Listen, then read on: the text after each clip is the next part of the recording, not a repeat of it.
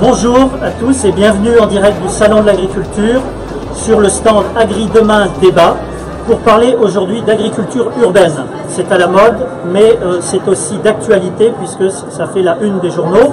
Alors pour traiter de ce sujet, j'ai le plaisir d'accueillir Jean-Sébastien Loyer, qui est directeur général du groupe SCAEL. Il nous dira cette coopérative, sa spécificité. Bonjour. Bonjour Gilles, donc Jean-Sébastien Loyer, directeur général de la coopérative SCAEL en Eure-et-Loire.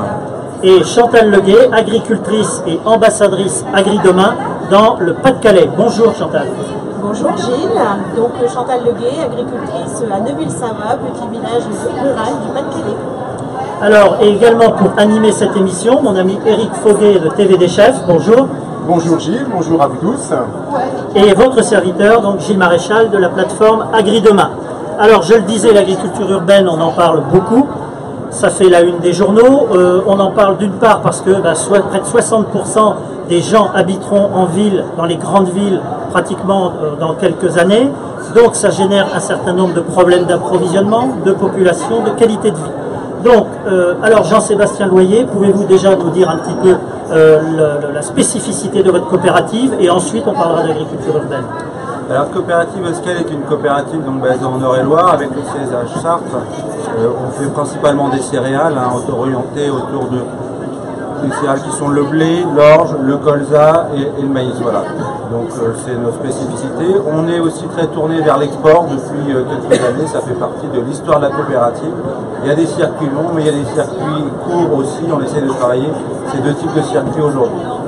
D'accord, alors une coopérative céréalière, agriculture urbaine, moi j'avoue que la première fois quand j'ai entendu parler de votre projet OLIS, Silo OLIS, j'étais un peu stupéfait de voir l'ambition de ce projet, son innovation, et je voulais donc que vous puissiez nous dire un petit peu quelle était la trajectoire de ce projet qui est prévu pour 10 ans, le projet OLIS.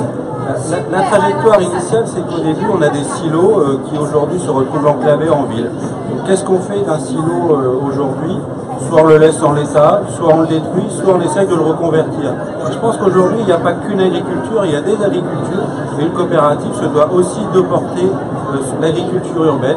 Et c'est l'occasion de réhabiliter ce site au travers de ce qu'on va appeler un agri-quartier. D'un côté, une ferme urbaine, et de l'autre côté, un éco-quartier. Donc voilà ce qui est à la base ce projet OLIS, c'est de réhabiliter un site qui appartient aux agriculteurs au travers de la coopérative.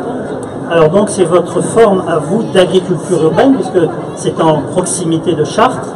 Comment les agriculteurs reçoivent ce projet? Alors c'est plutôt très bien reçu par les agriculteurs. Ils savent qu'aujourd'hui il y a différents types d'agriculture. On parle d'agriculture biologique, on parle de grande culture, mais on parle aussi d'agriculture urbaine, de circuits courts, et je crois qu'aujourd'hui ça permet aussi de remettre l'agriculture au centre de la cité, d'accord? Et le but est également ça, c'est de montrer aux personnes de la cité ce qu'est l'agriculture. C'est aussi une image de l'agriculture qui existe, il faut que les gens prennent conscience de ce qu'est notre agriculture. Alors, ça me permet de rebondir sur Chantal, si je peux dire, parce que justement, expliquer l'agriculture au quotidien aux citoyens, c'est ce que vous faites dans votre exploitation, qui est donc située dans le Pas-de-Calais. Oui, tout à fait. Donc j'accueille chez moi, je suis ferme pédagogique, et donc j'accueille à peu près une centaine de scolaires sur l'année. Je suis donc une exploitation avec une principale activité d'élevage laitier. Je produis 650 000 litres de lait.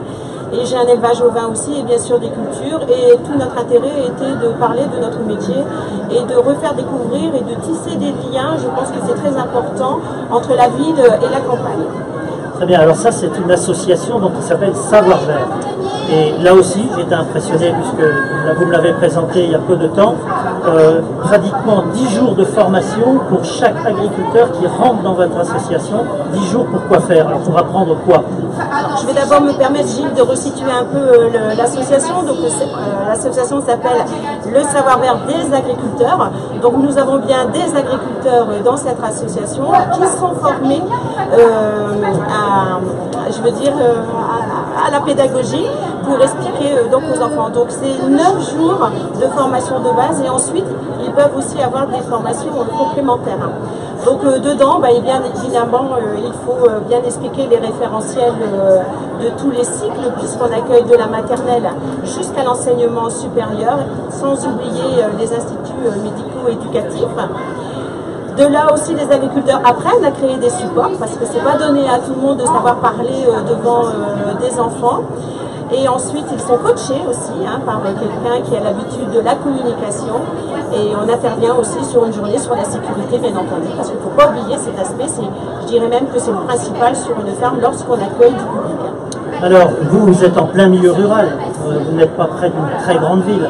Donc, l'agriculture urbaine, est-ce que c'est, comme le nom de l'émission l'indique, un nouvel Eldorado pour les agriculteurs ou un gadget pour les bobos? Alors, je suis située entre deux villes, mais pas comme à la taille de Paris ni de Chartres. Donc, Arras et Lens, donc c'est à peu près 40 000 habitants. Et je pense qu'il est important, oui, alors on peut dire Eldorado si vous voulez, il est important quand même d'expliquer ce que l'on fait. Enfin, je veux dire, derrière chaque aliment, il y a un agriculteur et il faut expliquer l'origine des produits. Très bien. Alors, je reviens au projet Olis, parce que le projet est quand même gigantesque. Comment va-t-il être rentable économiquement? Quel est le modèle économique? Parce que le problème de l'agriculture urbaine, c'est quand même son modèle économique. Alors, le modèle économique est rentable parce qu'il est basé sur deux piliers. Un, qui sont la production à travers la ferme urbaine, et de l'autre côté, un agri-quartier avec une construction d'une centaine de logements. L'idée est d'associer les deux avec un modèle économique mais aussi énergétique qui se mélange. D'accord, on va récupérer l'énergie d'un côté qui va servir à la production et inversement, on va être capable de récupérer une énergie au travers des serres qui peut servir de l'autre côté à l'agri-quartier, au quartier. Donc voilà, c'est un ensemble. Derrière, il y a quand même tout un circuit de production. On a de la chance d'être sur un site d'à peu près 8 hectares et là, on va pouvoir au travers les silos horizontaux qu'on a déjà, avoir une production relativement importante pour pouvoir alimenter des circuits courts, que ce soit au travers un magasin qui sera sur le site pour la population de la cité, de l'agglomération de Chartres, mais aussi aller emmener les circuits courts au travers l'Île-de-France. Nous sommes qu'à 30 km de l'Île-de-France et à 80 km de Paris, qui permet aussi de fournir les habitants de l'Île-de-France. Alors, l'agriculture urbaine, c'est quand même une agriculture de contrainte. Vous avez de la surface, mais dans les grandes villes, notamment à Paris, il y a peu de surface. Donc, c'est plutôt du hors-sol. Il y a des problèmes d'eau, de pollution. Est-ce que le grand enjeu de l'agriculture urbaine, c'est justement pas de susciter l'innovation? Et avec vos projets, est-ce que vous avez déjà un peu une évolution de la coopérative qui s'amorce? Alors, oui, il faut arriver à susciter l'innovation. L'enjeu est principalement sur la côté énergie, utilisation d'énergie. Quand on est vraiment en pleine ville, l'agriculture urbaine peut être fort consommatrice d'énergie. C'est vrai que là, le projet qu'on a au Lys, on est en ville, mais à la fois on est à l'extérieur, ce qui permet vraiment d'utiliser l'énergie au maximum pour arriver à ce que ça soit neutre. Alors oui, il faut être innovant, mais l'agriculture a toujours été innovante. Je crois qu'il ne faut pas opposer agriculture urbaine et agriculture conventionnelle. Il y a plein de types d'agriculture. C'est l'agriculteur aujourd'hui qui s'adapte au travers l'agriculture urbaine, qui est une forme d'agriculture. Tout à fait. Oui, une question à Chantal sur toute la démarche du savoir-faire.